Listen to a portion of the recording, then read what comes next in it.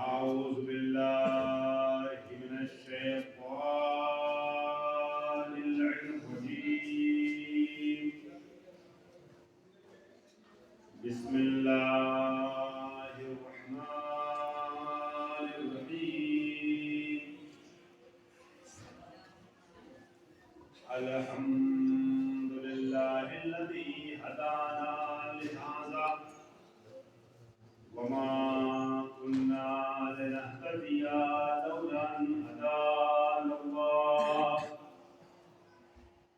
الذي علم بالقلم علم الإنسان ما لم يعلم الذي لا يبلغ وحدته القائلون ولا يحصينا ما أولادون ولا يؤدي حقه المجتهدون الذي لا يدركه موت الهمم ولا يناله غوث الفتن الذي ليس لصفته حد محدود ولا نعت موجود ولا وقت معدود ولا أجل ممدود الذي فطر الخلائق بقدرته ونشر الرياح برحمته وخلق الإنسان بلطفه وابتدى بالسهول ميدان أرضه ثم الصلاة والسلام والتحية والإكرام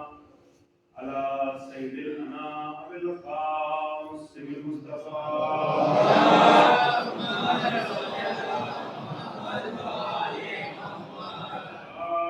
آله الطيبين الطاهرين المعصومين المنتجبين المظلومين الغر الميامين سيما ابن أمه علي عليه السلام الذي نسبه لمن الإسلام ورفعه لكسر الأسنام جازم أعناق النواسر الليام ووازع علوم الأدب حفظ الكلام واللعنة الدائمة الباقية على دائم المعين من الآن إلى قيام يوم الدين.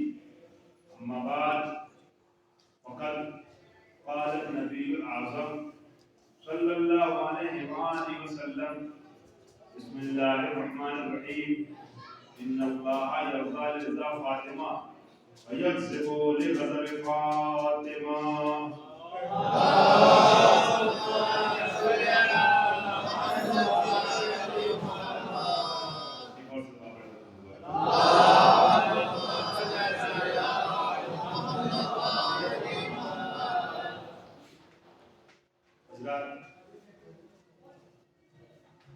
مولانا موصول بھی اور ان کے ساتھ انتظامیہ کے تمام ممالک اس مرکز، اس سینٹر، اس مسجد، اس عبادت گاہ، اس امام بارگاہ کے قابل مبارکباد ہیں کہ انہوں نے ایام فاطمیہ کے موقع پر پورے عشرے کا انعقاد کیا. اللہ نگرانی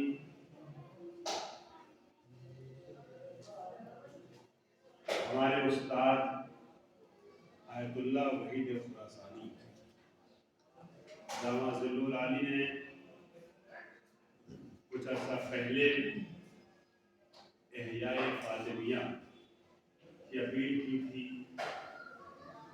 اور عالم اسلام سے بالخصوص عالم مسیحیوں سے اس بات کی خواہش ظاہر کی تھی کہ ان ایام میں، ان دنوں میں، ان تاریخوں میں، شہزادی کی شہادت کے ایام میں زیادہ سے زیادہ मजलिसें, सेमिनार, प्रोग्राम, जलसे, जुलूस मुनक़िद हों, इन अय्याम का हिया ज़्यादा से ज़्यादा और बेहतर से बेहतर तरीके से किया जाए, ताकि इहयाए आशूरा के नतीजे में जिस तरीके से यजीद का नाम दुश्नाम में तब्दील हो गया, उसी तरीके से इहयाए फातिमा के नतीजे में कातिलीन जनाब ज़हरा के चेहरे से नकाब।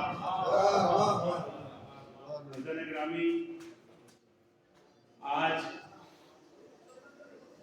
इस सिलसिले से ये खास अहमियत का हामिल ये अशरा कि पूरे 10 दिन अय्याम फातिमा के मुनासबत से आपने मजलिस का इनेकाद किया। अज़ीज़ान ग्रामी, मैंने आपके सामने एक हदीस पढ़ी है जिसे हदीस रज़ा और ग़ज़ब कहते हैं।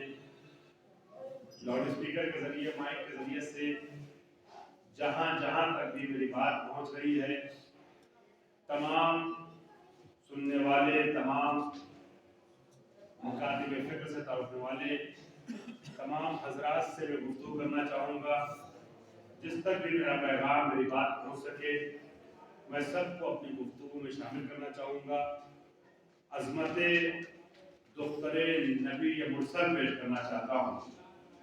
अज़ीज़ान ग्रामी, नबी अकरम की साहबजादी आपकी बेटी के फ़ज़ाइल पेश करना चाहता हूँ। लिहाजा माइक के ज़रिए से जहाँ जहाँ तक की आवाज़ पहुँच रही है, ख़ासकर हुज़ूर सरवर कायनात हज़रत मोहम्मद मुस्तफ़ा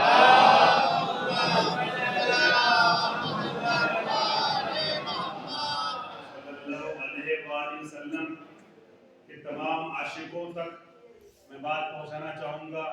लेकिन शुरू में ही बात कह दूँ कि लहजा हो सकता है खिताबत का हो, मगर पैगाम मोहब्बत से देना चाहता हूँ।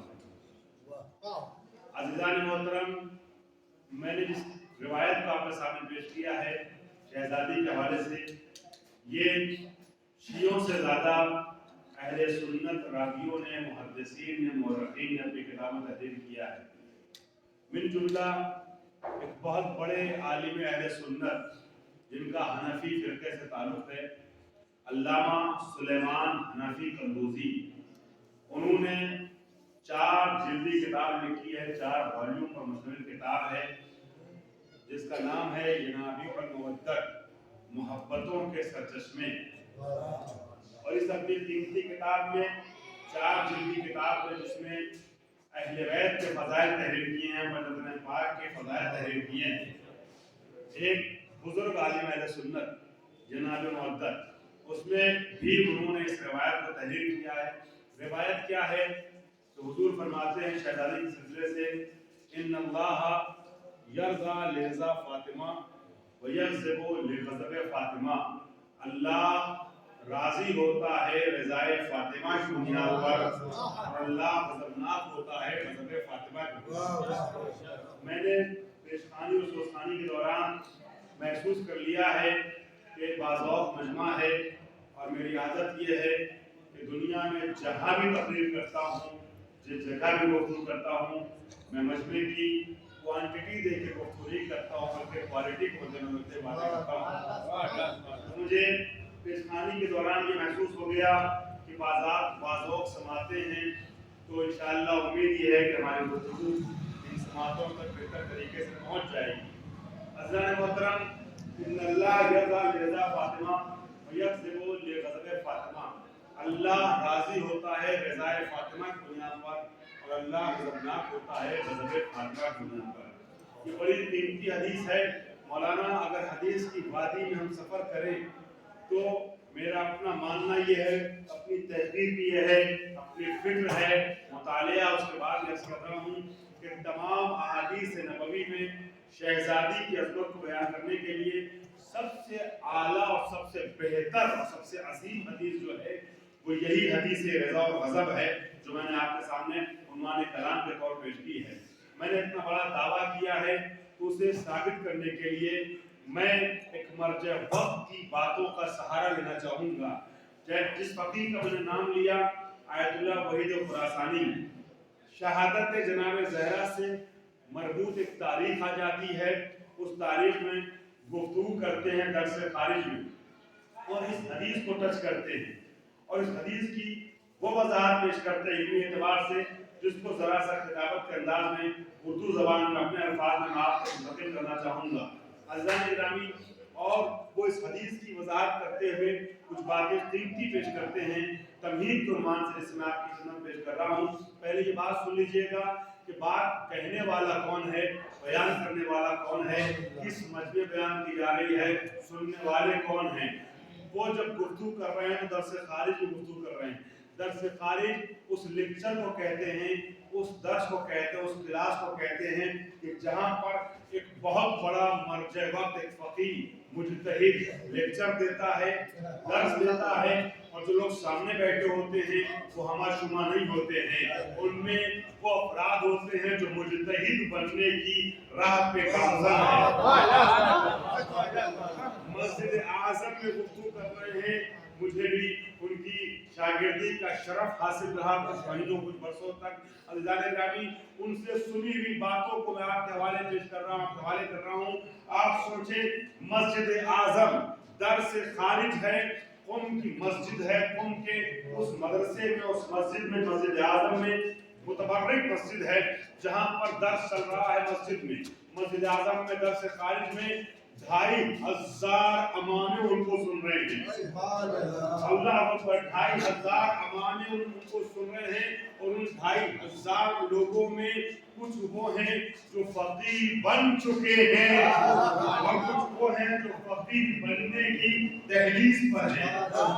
इज्तिहाद के सलीके जिनको सिखाते हैं अज़ीज़ान-ए-गिरामी मर्ज़ा और ये जो आयतुल्लाह बैद खुरासानी जिनका मैंने नाम लिया है, जिनकी अपील पर आलम इस्लाम में इहयाए अय्याम फातिमिया ज़्यादा से ज़्यादा हो रहा है, जैसा कि आपने भी शुरू में इशारा किया था। अज़ीज़ान-ए-गिरामी, ये कौन फकीह हैं? ये वो फकीह हैं जो फकीह नहीं हैं, जो फकीह नहीं हैं बल्कि फकीह परवर हैं। ये मुज्तहिद नहीं हैं बल्कि मुज्तहिद परवर हैं। काश मैं अमीर बातों को आसान लफ्ज़ों में मुंतकिल करने में कामयाब हो जाऊं। फकीह नहीं बल्कि फकीह परवर, मुज्तहिद नहीं बल्कि मुज्तहिद परवर। ऐसे मर्जा हैं, उस बुलंदी पे जा चुके हैं कि जिनकी बस में बैठने वाले फकीह बनते हैं, फकीह बनते हैं, मुज्तहिद बनते हैं। और एक बात मैं कह दूं, गुज़िश्ता निस्फ सेंचुरी में, आधी सदी में, गुज़िश्ता 50-60 वर्षों में जितने भी अफराद फुक़हा बने हैं, फकीह बने हैं, मर्जा बने हैं, जो लोग भी मुज्तहिद बने, याद रखिएगा, सब डायरेक्ट या इनडायरेक्ट आयतुल्लाह हुई के शागिर्द रहे। इमामुल उसूल कहा जाता है, इमामुल उसूल आगा हुई के शागिर्द रहे हैं। पिछले 50 वर्षों में जो लोग भी फकीह बने हैं, जिस तरीके से पिछले 50 वर्षों में जितने अफराद फकीह बने, अगर हम सब न कहें तो 90% फुक़हा वो हैं कम से कम जो डायरेक्ट या इनडायरेक्ट आगा हुई के शागिर्द रहे हैं। उसी तरीके से गुज़िश्ता 20 वर्षों से लेके आगे 50 वर्षों तक न कोई फकीह बना है न बन पाएगा जब तक आयतुल्लाह बैद खुरासानी का शागिर्द डायरेक्ट या इनडायरेक्ट ना हो जाए।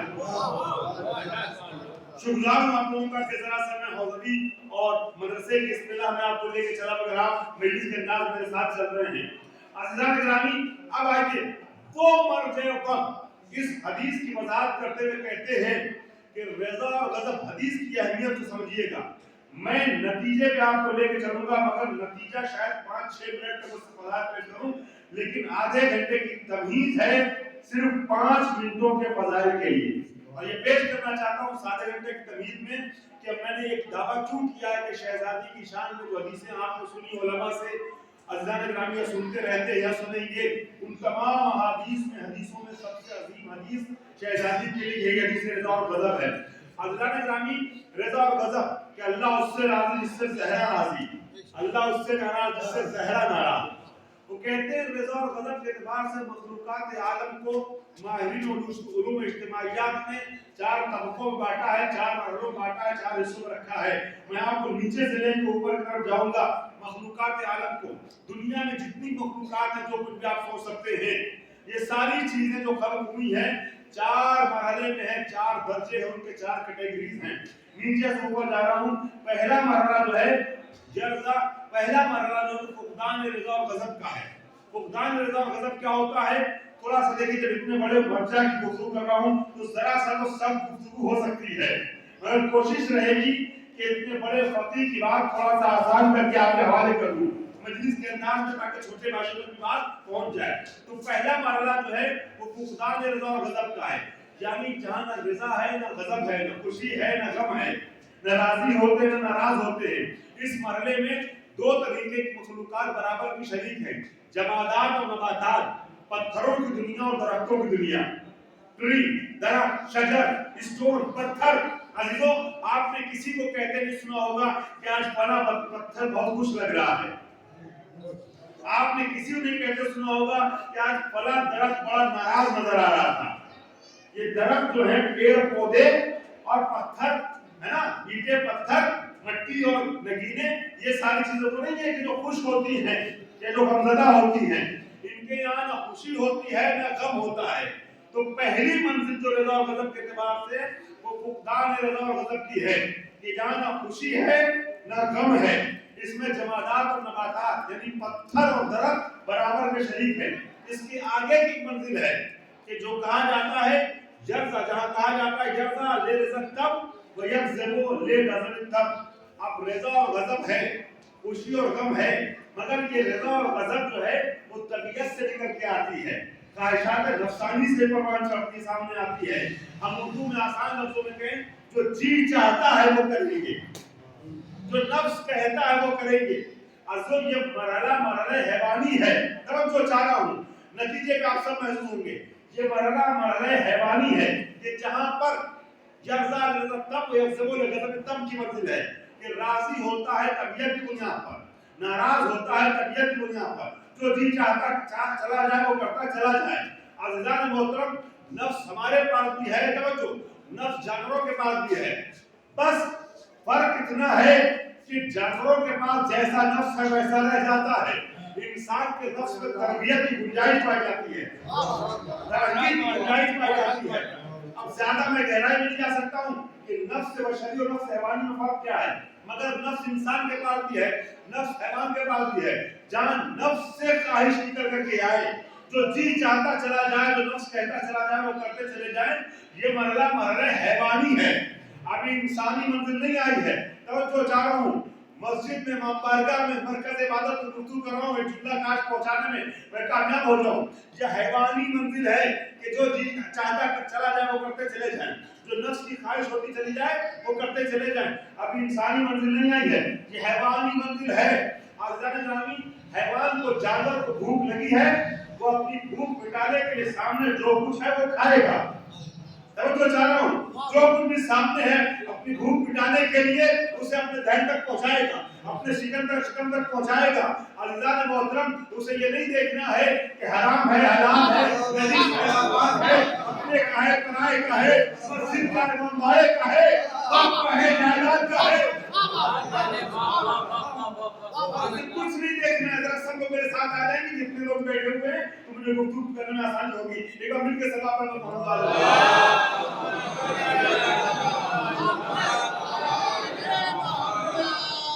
ये मरहला हैवानी है कि जो दिल चाहता चला जाए वो करता चला जाए। भूख लगी है, एक दरिंदे को भूख लगी, वो सामने से गुजरने वाले इंसान पे हमला करेगा, उसे ये नहीं देखना है कि जिसको हम चीर फाड़ेंगे, जिसको खाएंगे, अगर वो भाई है तो इसकी बहन भी भाई की हो जाएगी, और आप जो है वो यतीम हो जाएगी, इसकी माँ बगैर होगा, कुछ नहीं। भूख लगी है वो हमला करेगा, बस उसके लिए यही कानून है। मैं गुज़र कर रहा हूँ, वो शरई कानून का पाबंद नहीं है, उसकी फितरत का तकाजा है। उसे भूख लगी, जो सामने आया भूख मिटाने के लिए उस पर हमला करेगा, उसको अपने धैर्य तक पहुंचाएगा। अभी इंसानी मंजिल नहीं आई है कि जो जी चाहता चला जाए वो करता चला जाए। अज़ीज़ान गिरामी, इंसान को, तवज्जो चाह रहा हूँ सबकी तवज्जो, इंसान को एक लुक़मा भी उठा के दहन के जरिए शिकम तक पहुंचाने से पहले लम्हे भर में ये सारे प्रोसेस अपने ज़हन में तय करने होंगे कि अपना है, पराये का है, हराम है, हलाल है, नजीस है, नापाक है, मस्जिद का है, मनमाए का है, जायदाद का है। یہ ساری منزلیں انسان کی منزل یہ کہ 1 روپے کا سکہ بھی جس کی کوئی ویلیو نہیں ہے وہ بھی اگر اٹھا لے گا اس کا حق نہیں ہے تو گنہگار ہو جائے گا. اللہ اکبر. 1 روپے کا سکہ بھی 1 لقمہ بھی اپنا نہیں ہے تو نہیں چھو سکتا, ہاتھ صحیح لگا سکتا. یہ انسانی منزل نہیں ہے کہ جو دل چاہتا جائے وہ کرتا چلا جائے. پھر انسانی کیا منزل ہے؟ ماشاءاللہ آپ میرے ساتھ آنے لگے تو مجھے گفتگو کرنے میں آسانی ہوگی. میں دیکھ رہا ہوں ماشاءاللہ جہاں جو بیٹھا وہاں سے میرے ساتھ آ رہا ہے. اس کے آگے کی منزل کہ یرضا للعقل ویکذب لغضب العقل, کہ ہر رضا اور ہر غضب, ہر خوشی اور ہر غم یہ عقل سے نکل کے آئے, عقل سے سرچشمہ پائے. اگر کسی بات پہ راضی ہوتا ہے تو راضی ہونے سے پہلے یہ دیکھے گا کہ عقل کیا کہتی ہے. کسی بات پہ ناراض ہوتا ہے تو ناراض ہونے سے پہلے دیکھے گا کہ عقل کیا کہتی ہے. اب اگر اولاد ملتی ہے تو خوش ہونے سے پہلے دیکھے گا کہ عقل کیا کہتی ہے. اگر اولاد چھنتی ہے تو غمزدہ ہونے سے پہلے یہ دیکھے گا کہ عقل کیا کہتی ہے. تو چاہ رہا ہوں اب ایک فیصلہ زندگی کا عقل کی بنیاد پر ہو. یہ مرحلہ انسانی ہے, یہ انسانی منزل ہے کہ یرضا للعقل ویکذب للغضب. یہ لفظ لام کو ذہن رکھیے گا, لام بار بار آ رہا ہے, اس لام سے مجھے کام ہے کہ مجھے لام آ رہا ہے. یرضا للعقل ویکذب للغضب. ہر رضا اور ہر غضب یہ عقل سے نکل کر کے آئے. عزیزان گرامی کو کون سی چیز ہے جو انسان کو انسان بناتی ہے؟ عزیزوں, انسان کو منطقیوں کی اصطلاح میں کیا کہا جاتا ہے؟ حیوان ناطق. حیوان ناطق یعنی لوگ کہتے ہیں نا بولنے والا جانور, بولنے والا حیوان, مگر بولنے والا نہیں. حیوان ناطق انسان کو کہا جاتا ہے, یعنی بولنے والا حیوان. مگر عزیزان گرامی ترجمہ یہ اردو میں جو مشہور ہوا ہے بولنے والا, یہ صحیح نہیں ہے, یہ بہتر نہیں ہے. بولنے والا حیوان انسان کو نہیں کہتے, اس لیے کہ بولتے آپ بھی ہے, بولتا وہ بھی ہے, گویائی آپ میں بھی ہے, گویا اس میں بھی ہے. تو لطف کا مطلب گویائی نہیں ہے, لطف کا مطلب شعور ہے, آگہی ہے, عقلمندی ہے.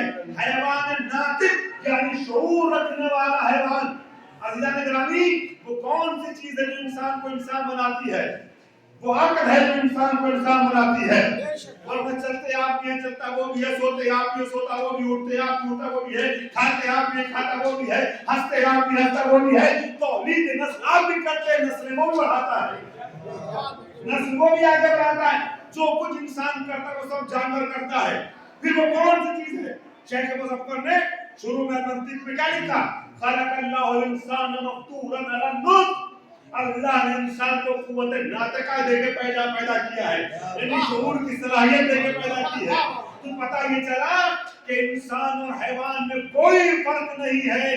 جو چیز ان دونوں کے درمیان رکا حائل بنتی ہے اور فرق بناتی ہے وہ چیز عقل ہے. عزیزان گرامی یہ عقل ہے جو انسان کو سرحد حیوانیت سے نکال کے حدود مملکت انسانی میں وارد کرتی ہے. ورنہ عزیزان گرامی عقل نہ ہو تو انسان اور حیوان میں کوئی فرق نہیں ہے. اور عزیزان گرامی قرآن مجید میں اللہ نے اسی لیے انسان کو بنانے کے بعد چونکہ عقل دے کے پیدا کیا تھا لہذا انسان کو اشرف المخلوقات کہا. جہاں جہاں تک میری آواز پہنچنے میں بات نہیں پہنچانا چاہتا ہوں, انسان کو قرآن نے کیا کہا؟ اشرف المخلوقات. لقد خلقنا الانسان فی احسن تقویم. ہم نے انسان کو سب سے اچھے طرز سے بنایا. میری سب سے اچھی مخلوق انسان ہے. اور اس انسان کو بنانے کے بعد اللہ نے فرمایا تبارک اللہ احسن الخالقین. کتنا اچھا ہے وہ بنانے والا. بشر کو احسن تقویم کہا, خود کو احسن الخالقین کہا. مگر وہ بشر کے جس کو اللہ نے قرآن مجید میں اشرف المخلوقات کہا تھا, اسی انسان کو دوسری جگہ قرآن نے جانور نہیں بلکہ جانور سے بدتر کہا. قرآن کہتا ہے اولئک کالانعام بل ھم اضل. یہ انسان جانور نہیں ہے بلکہ جانور سے بدتر ہے. اللہ یہ قرآن ہے, یہ کتابت نہیں کر رہا ہوں, آیت پڑھ رہا ہوں. اولئک کالانعام بل ھم اضل. انسانوں کے لیے اللہ کہتا ہے یہ جانور سے بھی بدتر ہے. میں کہوں گا خدایا تو نے انسان کو بنانے کے بعد توجہ رکھیے گا، ایک جگہ اشرف المخلوقات کہا، دوسری جگہ جانور سے بدتر کہا، وجہ کیا ہے کہ کہیں اشرف المخلوقات کہتا ہے کہ اس انسان کو جانور سے بدتر کہتا ہے، مگر انسان جانور سے بدتر کیسے ہو سکتا ہے؟ تو جب یہ آواز اور قدرت ہے، دیکھو اگر کسی کے پاس کوئی نعمت نہ ہو اور اس نعمت کا استعمال نہ کرے تو عیب نہیں ہے، نعمت رہتے ہوئے اس کا استعمال نہ کرے تو عیب ہے۔ نعمت کا استعمال ماشاءاللہ چند افراد ہیں صرف، اور جتنے افراد ہیں سب بڑے اچھی سماج کے مالک ہیں، تو اس میں سے ایک ایک آدمی میرے لیے محترم ہے، میں سب کی توجہ چاہوں گا۔ تو آپ دیکھیے اگر نعمت نہ ہو اور اس کا استعمال نہ کرے تو عیب نہیں ہے، نعمت رہے اور استعمال نہ کرے تو عیب ہے۔ اللہ آواز دے گا ہم نے انسان کو عقل دے کے پیدا کیا ہے، جانوروں کو عقل نہیں دی ہے، جانوروں کو عقل نہیں دی اور بدعقلی کرے تو عیب نہیں ہے، انسان کو عقل دے کے بھیجا پھر بھی بدعقلی کرے تو جانور سے بدتر ہے، جانور سے بدتر ہے، جانور سے بدتر ہے۔ اب آئیے گفتگو کے اہم ترین گوشے پہ آپ کو لے کے آیا ہوں، ذرا سا 3-4 منٹوں کے اندر مجھے ہزاروں سال کی تاریخ سمیٹنا ہے عقل بشری کے حوالے سے، اور ایک ایک جملے میں پوری تاریخ ہوگی۔ مجھے نہیں معلوم کہ میں آپ تک کس طریقے سے گفتگو پہنچا پاتا ہوں اور آپ کیسے رسپانس دے پاتے ہیں، مگر ذرا سا میرے ساتھ ایک تاریخی سفر کیجیے گا کچھ منٹوں کے اندر کچھ جملوں کے ساتھ۔ یہی عقل کا استعمال ہے جو انسان کو انسان بناتا ہے، ورنہ یہ انسان جانور سے بدتر ہے۔ اب تاریخ پہ ذرا نظر ڈالیے تو میرا دعویٰ صحیح ثابت ہوتا ہوا نظر آئے گا۔ اسی عقل کا استعمال اگر انسان نہیں کرتا تو اپنے بھائی کو قتل تو کر دیتا ہے، مگر اپنے عیب پہ پردہ پوشی کا سلیقہ نہیں رکھتا۔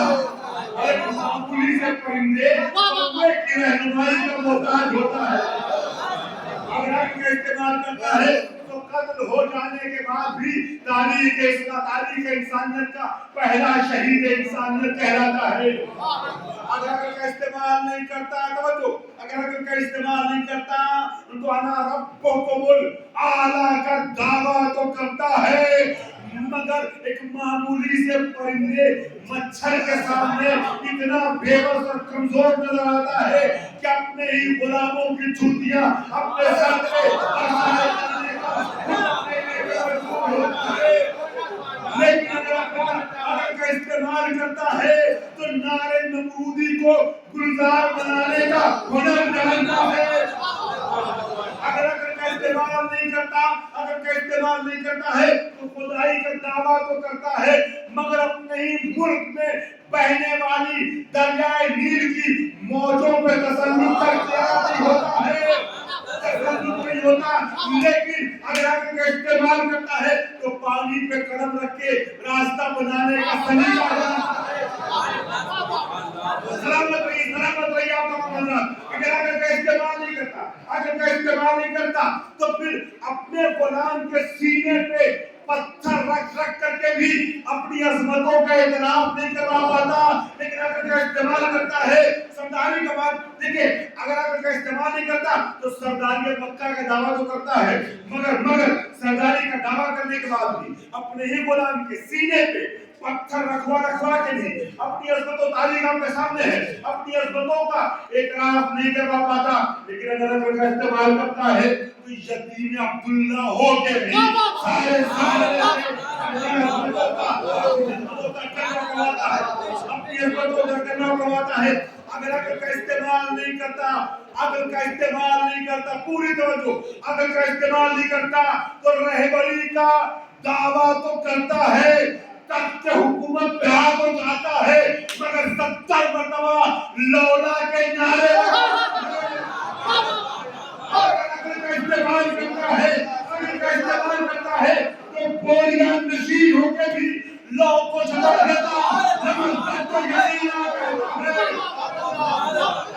اگر عقل کا استعمال نہیں کرتا عزیزان گرامی تو اپنے حریف کے لشکر کو خرید تو لیتا ہے، مگر حالات کے تقاضوں کے تحت اتنا مجبور ہوتا ہے کہ سادے کاغذ پہ سگنیچر کر کے اپنے حریف تک کاغذ بھیجنے میں مجبور ہوتا ہے تاکہ شرطیں وہ لکھے، اور شرطیں ایسی لکھی جائے کہ خود اس کے لیے، اس کی آبرو کے لیے وہ کاغذ کفن بن جاتا ہے۔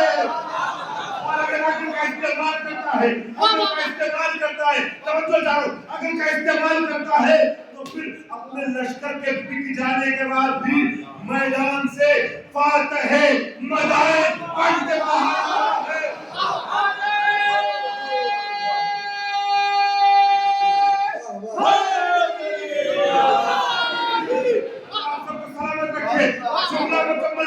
جملہ مکمل کر رہا ہوں، آخری جملہ اس سلسلے کا، اگر عقل کا استعمال نہیں کرتا تو اپنے حریف کو قتل تو کر دیتا ہے مگر صبح قیامت تک کے لیے شدید مردہ باد ہوتا ہے۔ عقل کا استعمال کرتا ہے تو شاید کہ حیات کٹ جانے کے بعد بھی نوکے نیزہ سے زندگی کا قرآن پڑھ کے ایسے ثبوت دیتا ہے کہ ہمیشہ ہمیشہ کے لیے حسین زندہ باد۔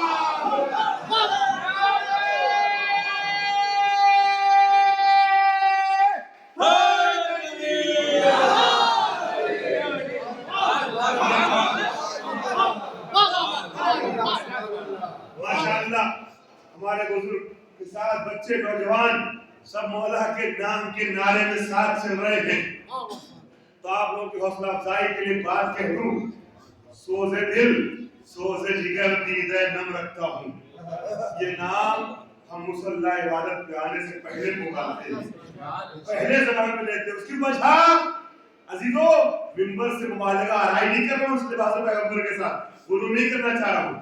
عزیزان گرامی کیوں نام خدا سے پہلے لیتے ہیں نام علی؟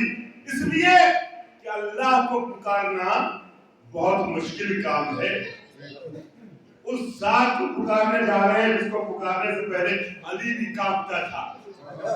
اللہ کو پکارنا بہت مشکل ہے اور ہر مشکل کے حل کے لیے مشکل کشا کی ضرورت ہے۔ اسی لیے شاعر نے آواز دی کہ ہم نام خدا سے پہلے کیوں لیتے ہیں نام علی؟ سنیے، سوز دل سوز جگر دیدہ نم رکھتا ہوں، سوز دل سوز جگر دیدہ نم رکھتا ہوں، اپنے سجدوں سے عبادت کا بھرم رکھتا ہوں، اپنے سجدوں سے عبادت کا بھرم رکھتا ہوں، دل کی قوت کے لیے، دل کی قوت کے لیے نام خدا سے پہلے یا علی کہہ کے مصلی پہ قدم رکھتا ہوں۔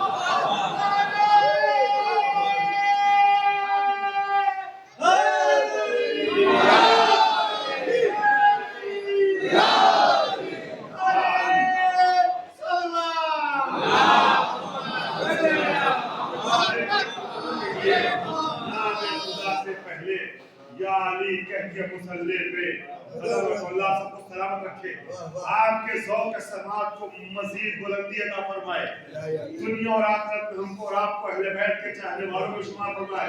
عزیزان گرامی جو عقل کا استعمال نہیں کرتا تو اپنے حریف کو قتل کر دینے کے بعد بھی صبح قیامت تک کے لیے یزید مردہ باد ہوتا ہے۔ عقل کا استعمال کرتا ہے تو شہر کے حیات کٹ جانے کے بعد بھی نوکے نیزہ سے قرآن سنا کے زندگی کا ایسے ثبوت دیتا ہے کہ ہمیشہ ہمیشہ کے لیے حسین زندہ باد کہتا ہے، حسین زندہ باد ہوتا ہے۔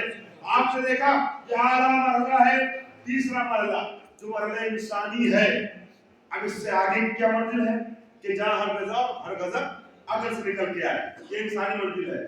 چوتھی اور سب سے اعلیٰ منزل، نتیجے سے آپ کو نزدیک کر رہا ہوں میں، چوتھی اور سب سے اعلیٰ منزل عزیزان گرامی جس سے اوپر کی منزل سوچی نہیں جا سکتی تمام مخلوقات عالم میں، یہ مرحلہ ہے کہ یرضا لے رضا الرب و یغضب لے غضب الرب، کہ ہر رضا اور ہر غضب رضا اور غضب معبود سے نکل کے آئے، رضا اور غضب معبود سے چشمہ پائے۔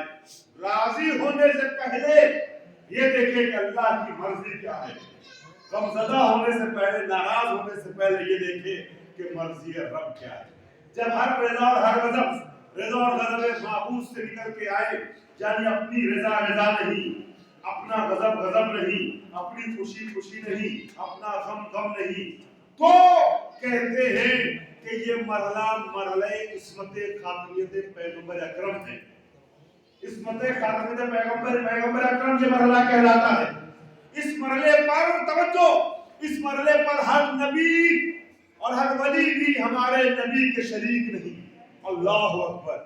ہر نبی اور ہر ولی بھی ہمارے نبی کے شریک نہیں کہ جا اپنی مرضی ہے ہی نہیں, اپنی خواہش ہے ہی نہیں, اپنی ہر خواہش کو رضا معبود میں محو کر دے, ضم کر دے, مٹا دے, فنا کر دے. یہ مولانا مرحوم خاتون احمد اکرم ہے. ہم نے نبیوں کے یہاں بھی خواہش دیکھی ہے. میں گزشت کر رہا ہوں, لمبی تاریخ ہے, 3-4 منٹوں میں سمجھنا چاہوں گا کہ ہر نبی بھی ہمارے نبی کے برابر نہیں, ہمارے نبی بھی ہمارے نبی کا ہم پلہ نہیں, شریک نہیں اس مرحلے میں. ہم نے نبیوں کے یہاں بھی خواہش آتے ہوئے دیکھی ہے. اگر خواہش نہ آتی تو آدم کو وہاں سے یہاں بھیجا کیوں جاتا, بھیجا کیوں جاتا. اور اللہ کیوں کہتا ہے تم نیچے اتر جاؤ, تم چلے جاؤ, بعضکم لبعض عدو, اب تم بعض کے دشمن بن کے رہو گے. اور حضرت نظامی جب لہجہ ربانی کی تندی کو دیکھا تو قالا ظلمنا انفسنا, توبہ کی نہیں کی, قالا ترک اولا ہوا, ترک اولا اپنی خواہش کی بنیاد پہ خواہش اپنی شامل کر دی. جب اللہ نے کہا لا تقربوا هذا الشجرة تو قالا ظلمنا انفسنا, ان دونوں نے کہا خدایا ہم نے اپنے اوپر ظلم کیا, ان لم تغفر لنا وترحمنا, اگر تو نے معاف نہ کیا, تو نے رحمت نہ بھیجی تو ہم کھاٹا اٹھانے والوں کو ہو جائیں گے. تو اپنی خواہش شامل ہوئی تو اللہ نے وہاں سے یہاں بھیجا. تب تو توبہ کی منزل آئی ہے نا. اللہ گرامی جناب یونس علیہ السلام 10 سال تبلیغ کرنے کے بعد ایک انسان بھی دین حق پہ نہیں آیا. وہ دین جسے ہم دین اسلام کہتے ہیں, آدم سے لے کر نبی تک کا دین, دین الہی. ایک شخص بھی مسلمان نہ ہوا, دین اسلام پہ نہ آیا تو ناراض ہو کے امت والوں سے چلے گئے, دریا کے کنارے بیٹھ گئے. اللہ کو یہ بات ناگوار گزری, یونس ہم نے نہیں کہا تھا کہ جاؤ, تو تم امت کو لاواہی چھوڑ کے کیوں چلے گئے. اور پھر سمندر میں, دریا میں طوفان آیا, طوفان کے ساتھ لہروں کے ساتھ بڑی مچھلی آئی اور حکم خدا سے جناب یونس کو نگل گئی. اور عزیزان گرامی آپ میں سے جو نمازوں کو پہلا پڑھتا ہے وہ جانتا ہے جناب یونس کے اس جملے کا تذکرہ ہے, دعائے نمازوں کو پہلا پڑھا جاتا ہے. فنادا عزیزان گرامی فظنون اذ ذهب مغاضبا فظننا لن نقدر علیہ, وہ ہمارا مچھلی والا بندہ کہ جو غصے کی حالت میں قوم کو چھوڑ کے گیا اور لمحے بھر کے لیے خیال کر لیا کہ میری قدرت سے باہر ہو گیا ہے, تو ہم نے اس کو شکم میں ماہی میں ڈال دیا, مچھلی کے پیٹ میں یونس چلے گئے. یہ کہانی نہیں سنا رہا ہوں, یہ قرآن کی آیت ہے, جس میں کوئی شک کرے تو مسلمان نہ رہے. عزیزان گرامی ہم نے حکم دیا, شکم میں ماہی میں چلا گیا, مچھلی کے پیٹ میں یونس علیہ السلام 3 دن سے لے کے 6 دن تک کی روایت ہے, 6 مہینے تک کی روایت ہے, 6 مہینے تک شکم ماہی میں رہے یا کم سے کم 3 دن تک رہے.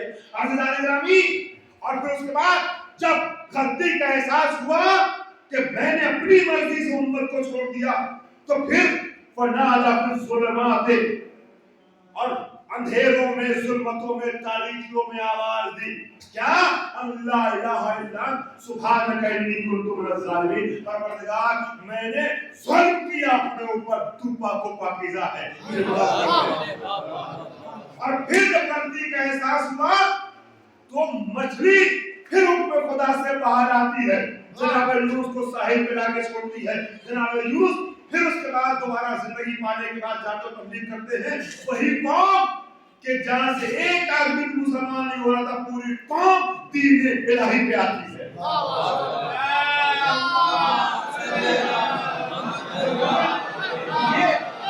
یہ نبی کا امتحان ہے, جن کے رتبے ہیں سوا ان کو سوا مشکل ہے.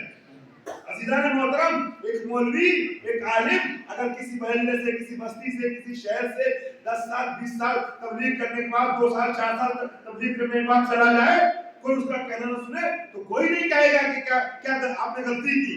بھائی کہے گا ایک انسان ہے, کتنا سمجھائے, مہینہ 2 مہینہ 6 مہینہ سال بھر 10 سال سے سمجھانے سنتے ہی نہیں ہے, وہی کام کرتے ہیں. مگر یہاں ہم کو بھی درس ملا ہے مولانا کہ نروس نہ ہو, پریشان نہ ہو, اپنا کام کرتے رہو, باقی اس کی ذمہ داری ہے, باقی اس کی ذمہ داری ہے. چنانچہ جناب یونس کے اندر غلطی تھی تو بس اتنی غلطی تھی کہ بغیر اللہ کے حکم کے امت کو چھوڑ دیا. اور عزیزان گرامی اللہ کے مزاج پہ ناگوار دوسرا یونس کا اپنی مرضی شامل کر دینا، اپنی خواہش ہے جو آدمی ایک خواہش ہے نا. اچھا آخری مثال دے دوں، چونکہ بڑے شوق سے آپ سن رہے ہیں لہٰذا ذرا سا 2 منٹ آپ کو اور لوں گا. ایک نبی کی اور داستان خلاصہ پیش کر رہا ہوں، قرآن سورہ ہود. عزیزان گرامی جب جناب یونس علیہ السلام نوح علیہ السلام اپنے بیٹے کو طوفانوں کے درمیان دیکھتے ہیں، کشتی کو چھوڑ کے نوح کی مخالفت کرتے تھے، پہاڑ کی بلندی پہ چلا گیا. بیٹا نبی کے بلانے کے بعد نہیں آتا ہے، بیٹے کی طرف سے مایوس ہوتے ہیں، آیتیں چھوڑ رہا ہوں وقت کی وجہ سے. تو پھر باپ رحمت ربانی پہ دستک دیتے ہوئے آواز دی، وَنَادَى نُوحٌ رَبَّهُ، نوح نے اپنے رب کو پکارا اور آواز دی، اِنَّ ابْنِي مِنْ أَهْلِي وَإِنَّ وَعْدَكَ حَقٌّ وَأَنْتَ أَحْكَمُ الْحَاكِمِينَ. خدایا تو نے وعدہ کیا تھا جو میرے اہل بیت جو ان کو بچائے گا تو میرا بیٹا میرے اہل میں سے بچا لے. بچا لے. اللہ نے کیا کہا؟ تمہارا بیٹا نہیں ہے، یہ نہیں کا بیٹا نہیں ہے، اِنَّهُ لَيْسَ مِنْ أَهْلِكَ، میرا اہل نہیں ہے. بیٹا ہے مگر اہل بیت نبوت نہیں ہے. بتائیے جناب کہ نبی کا اہل بیت بننے کے لیے رشتہ داری نہیں بلکہ صلاحیت ہے. اگر صلاحیت نہ ہو بیٹا اور بیوی بھی باہر جاتے ہیں، صلاحیت ہو تو فارس کا رہنے والا بھی.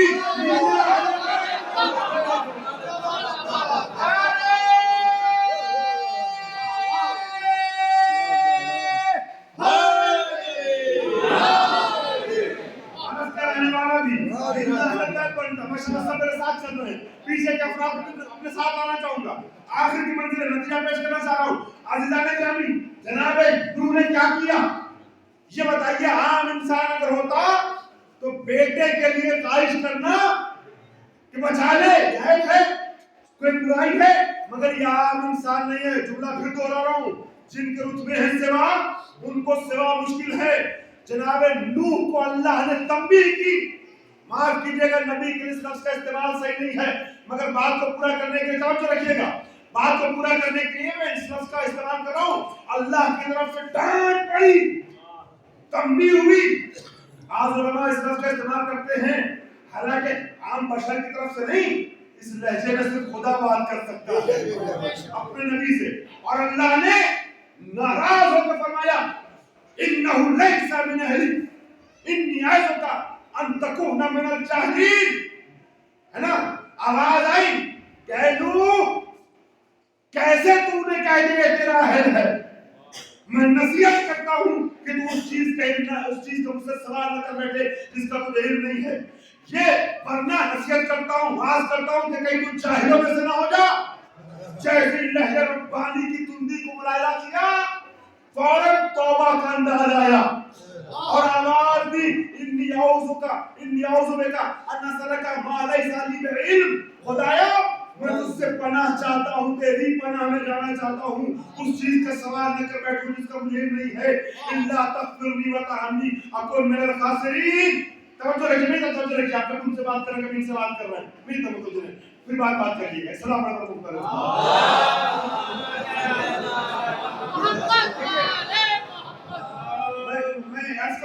میں ایز اے پروفیشنل ٹیچر ہوں، اور ٹیچر جب آتا ہے نا بورڈ پہ تو اس کی ایک ایک تعلیم پہ نظر ہوتی ہے.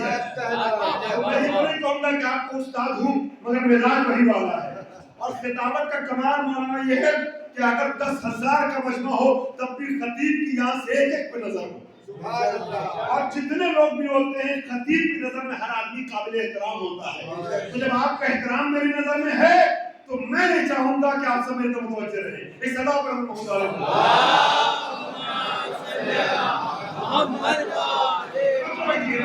چند دن آپ کے لوں گا، بڑی محنت سے سجا کے گفتگو لایا ہوں آپ کی خدمت پیش کرنے. اور میں نے عزیزان گرامی موضوع چینج نہیں کیا.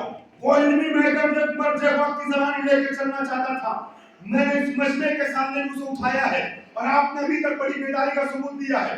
چند منٹ میرے ساتھ چلیے نبی حوالے کرو. جناب نوح علیہ السلام کی غلطی کیا تھی؟ اپنے بیٹے کے لیے خواہش کر دی خدایا اسے بچا لے، یہ میرا ہے، میرا جو ڈھونڈنے نکلا ہوں دن رہے. کہ نبیوں کے یہاں بھی خواہش دیکھنے ملی ہے. جیسے ہی نوح نے کہا میرا ہے, اللہ نے تنبیہ کی, تو نے کہا کیسے کہ تیرا ہے؟ ارے جو میرا نہیں وہ تیرا ہے.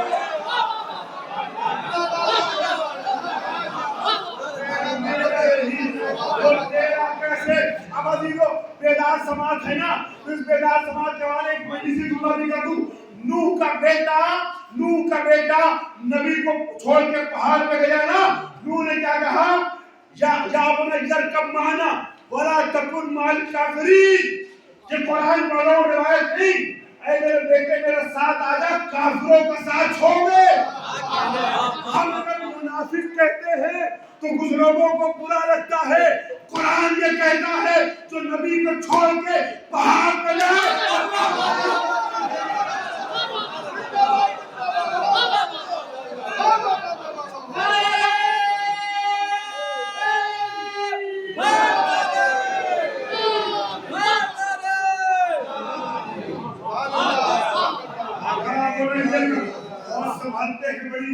بڑی نزاکت والی منزلوں سے آپ کو لے کے چلا ہوں. اہل علم کے لیے اشارے کافی ہوتے ہیں. قرآن کہہ رہا ہے یا بنی ارکب معنا ولا تکن مع الکافرین. اے بیٹے میرے ساتھ آ جا, کافروں کے ساتھ نہ جا, کافروں کا ساتھ چھوڑ دے. نبی کشتی نجات میں بلا رہا ہے, بیٹا چھوڑ کے کافروں میں شامل ہو رہا ہے. تو آپ نے دیکھا نوح علیہ السلام کی اپنی مرضی شامل ہوئی یا نہیں ہوئی؟ اگر نہیں شامل ہوتی تو ادھر سے تنبیہ کیوں ہوتی, ادھر سے توبہ کیوں, ادھر سے استغفار کیوں؟ تو یہ مرحلہ, بہت شکریہ آپ لوگوں کا. آپ نے آدھے گھنٹے 40 منٹ کی گفتگو میں تمہید جس طریقے سے استوار کرنا چاہ رہا اس طریقے سن لیا, نتیجے پہ آپ کو لے کے آ گیا. عزیزان گرامی, یہ سب سے اعلیٰ منزل ہے کہ یرضا لرضا الرب ویکذب لغضب الرب, کہ ہر رضا اور ہر غضب, رضا اور غضب محبوب سے سرچشمہ پائے. مولانا پہلی بار آپ کے اس مرکز میں آنے کا اتفاق ہوا, طبیعت خوش ہوئی, دل خوش ہوا. پروردگار سے دل کی گہرائی سے دعا کر رہا ہوں آپ کے ان تمام ساتھیوں کو, دور سے آنے والے مہمانوں کو امام زمانہ کے ساتھیوں میں شمار فرمائے. عزیزان گرامی, میں عرض کر رہا تھا کہ جزا لرضا الرب ویکذب لغضب الرب, جہاں اپنی مرضی نہ ہو, اپنی خواہش نہ ہو, اپنی کوئی آرزو نہ ہو, جو بھی ہو بس اللہ کی مرضی, اللہ کی خواہش, وہ مرحلہ عصمت خاتمیت پیغمبر اکرم ہے. ہر نبی بھی ہمارے نبی کے برابر نظر نہیں آتا.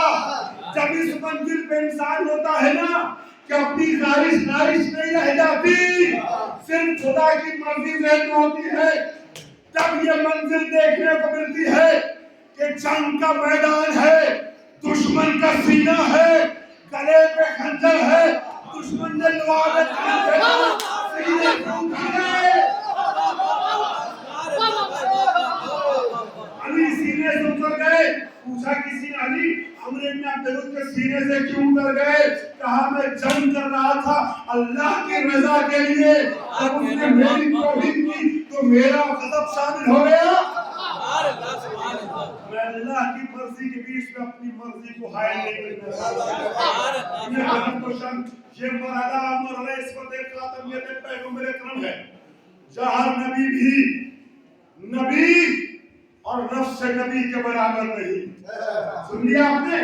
سب سے اب کیا اس کے اعلیٰ, اس سے آگے کی اور اس سے اعلیٰ منزل کو سوچ سکتا تھا؟ قسم خدا کی, عزیزوں فضائل کو آخری مرحلے سے نزدیک کر رہا ہوں, نتیجہ حوالے کر رہا ہوں. قسم خدا کی, میں نے ایک دعویٰ شروع میں کیا تھا کہ حدیثوں میں شہزادی کے سلسلے سے سب سے عظیم حدیث وہی حدیث ہے جسے میں نے پیش کیا, حدیث رضا و غضب. اب نتیجہ حوالے کر رہا ہوں. سب سے اعلیٰ منزل نبوت کی ہے, وہ بھی نبوت کبریٰ, عصمت کبریٰ, کہ یرضا لرضا الرب ویکذب لغضب الرب, کہ اپنی مرضی نہیں ہے, جو کچھ ہے مرضی معبود ہے. اس سے آگے کی منزل انسان سوچ نہیں سکتا تھا. اگر خود حدیث پیغمبر نے بڑھ کے سہارا نہ دیا ہوتا ایام فاطمیہ کی نویں اور سیکنڈ کلاس مجلس سننے والوں, عظمت زہرا کا جملہ تحفے کے طور پر اپنے ذہنوں میں محفوظ کر لو. جزا لے رب. جب بیوی کی بات آئی تو حدیث میں نبی نے لام کی ترتیب بدلی. شیعہ سنی دونوں راویوں نے لکھا سب سے اعلیٰ منزل جو تھی جزا لے رب، لے علی کے لیے، لے رب یعنی راضی اللہ کی رضا کے لیے، غضبناک اللہ کے غضب کے لیے. مگر بیوی کی جب بات آئی نا تو لام رضائے رب پہ نہیں لگا ہے بلکہ لام رضائے فاطمہ پہ لگا. حدیث میں ترتیب بدل دی نبی نے. اب فاطمہ کی منزل یہ نہیں ہے کہ ترزا لے رب اور تقسمو لے غضب رب، بلکہ نبی نے ترتیب بدلتے فرمایا فاطمہ کی منزل یہ ہے کہ ان اللہ یرضا لے رضا فاطمہ ویغضب لے غضب فاطمہ. اب اللہ راضی ہوتا ہے رضا فاطمہ کی.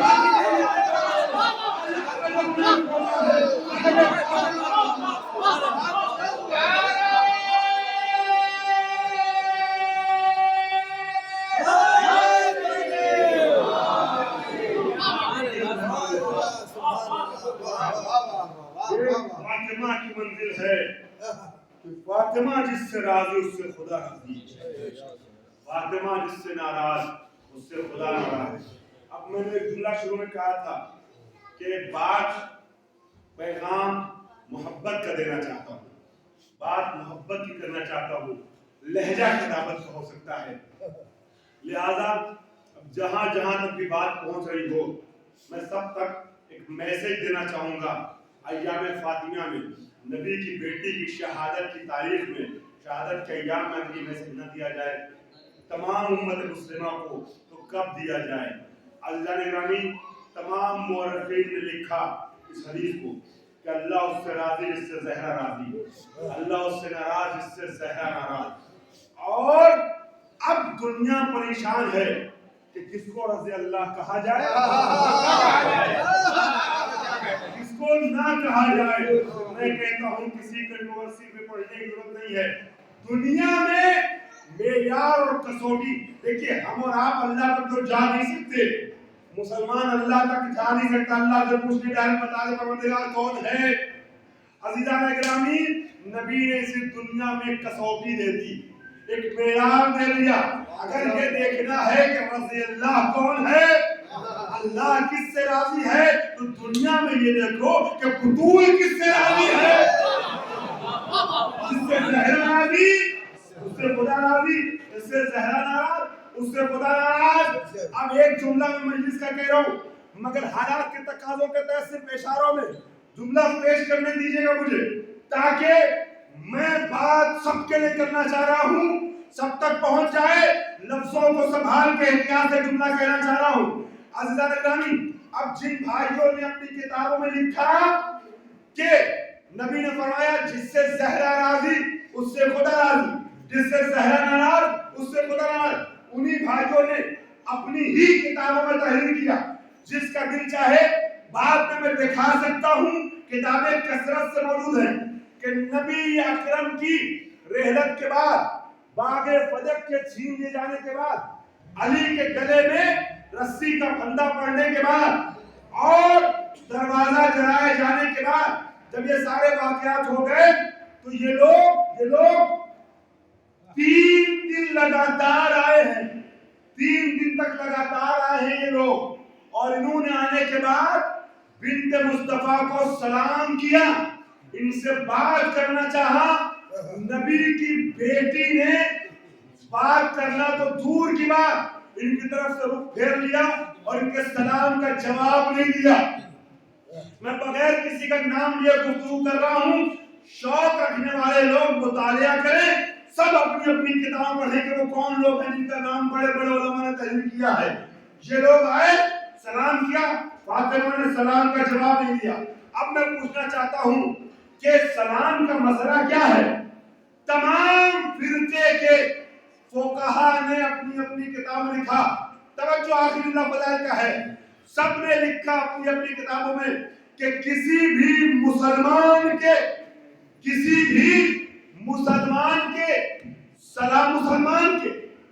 بھی مسلمان کے سلام کا جواب واجب ہے،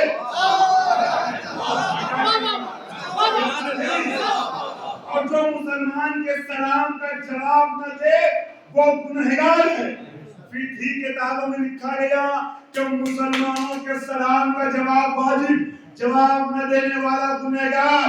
تاریخی کتابوں میں لکھا کہ فاطمہ زہرا نے ان لوگوں کے سلام کا جواب نہیں دیا، تو دو ہی صورت ہے، ہمت ہو تو یہ کہو کہ نبی کی بیٹی مسئلہ نہیں جانتی تھی، اگر نہیں کہہ سکتے تو ماننا پڑے گا کہ ان لوگوں کو رہبر ماننا تو دور کی بات، بنت مصطفیٰ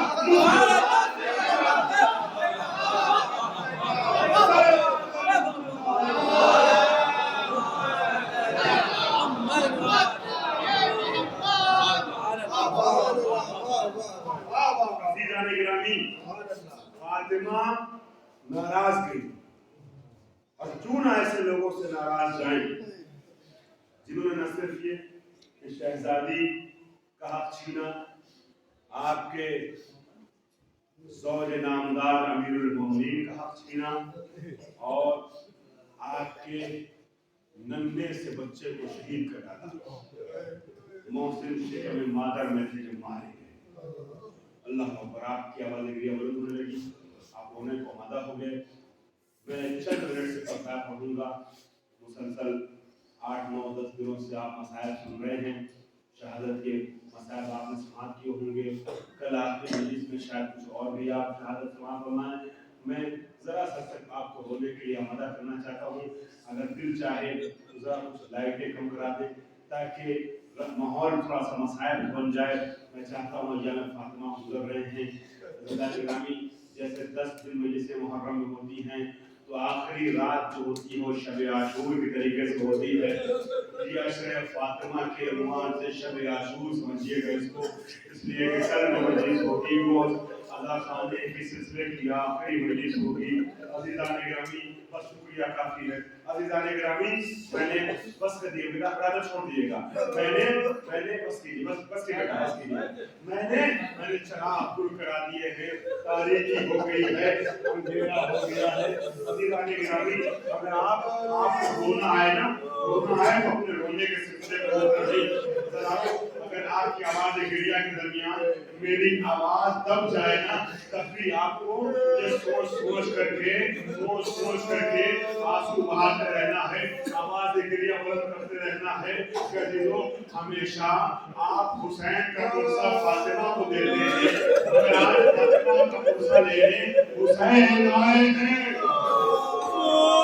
یہ جو اندھیرا ہے نا، اندھیرا ہے، تو اس کو یوں سمجھیے کہ حسین کی شہادت کے بعد جس رات میں اندھیرا ہوا تھا وہ رات سکینہ کی شان غریبہ تھی، وہ رات جو حسین کی شان غریبہ ہے۔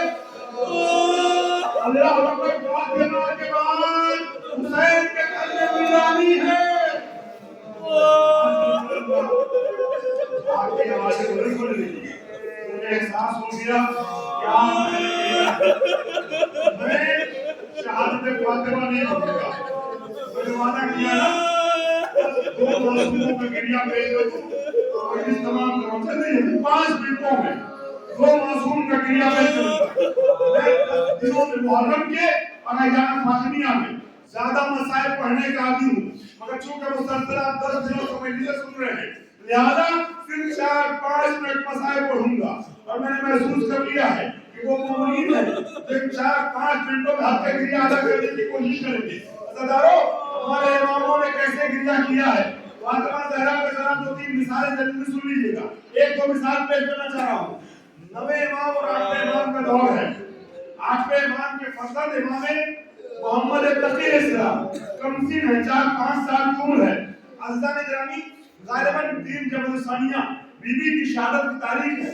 امام رضا علیہ السلام کیا دیکھتے ہیں کہ امام محمد تقی آگے بڑھتے پھر بھی جاتے ہیں، آگے بڑھتے پھر بھی جاتے ہیں، اور چہرے پہ خیر و غضب کے آثار نمودار ہیں، چہرہ غصے میں سرخ ہو رہا ہے، اور جب چل نہیں پاتے ہیں تو گھٹنیوں چلنے لگتے ہیں، گھٹنیوں چلنے لگتے ہیں۔ عزیزان گرامی، 4-5 سال کا بچہ گھٹنیوں نہیں چلتا ہے، مگر فاطمہ شہادت کی تاریخ میں نہ جانے کیسی تاریخ میں امام محمد نے تبھی کہا کہ چل نہیں پا رہے ہیں، بدن کی طاقت چلی گئی ہے، گھٹنیوں آگے بڑھ رہی ہے۔ اس منظر کو میں نے کتاب میں واقعہ دیکھا ہے سنا، اس منظر کو دیکھنے کے بعد امام رضا بے چین ہو جاتے ہیں، آگے بڑھتے ہیں، اپنے بیٹے کو آواز میں لیتے ہیں، کہتے بیٹا میں تمہارا یہ کیا بن دیکھ رہا ہوں کہ اتنا اس طریقے سے روز پورے ہو، ایسے بے چین کیوں؟ سنے کا بتا 4 سال کا بیٹا کیا کہتا ہے باپ سے؟